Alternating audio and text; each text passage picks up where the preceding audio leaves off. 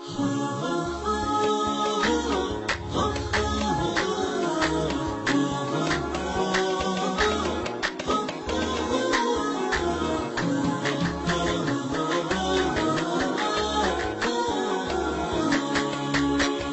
سلامي على ذرى الأدب والحضارة، الحضارات منها والثقافات منها، اليمن موطن الإيمان وأرض الجسارة، ثلث يروي التاريخ الأمجاد عنها. يا سلامي على ذرى الأدب والحضارة، الحضارات منها والثقافات منها، اليمن موطن الإيمان وأرض الجسارة، دولة يروي التاريخ الأمجاد عنها، دولة يروي التاريخ الأمجاد عنها. مرحبا يا كنوز الربح بعد الخسارة، مهبط الوحي والدين السماوي وطنها، وين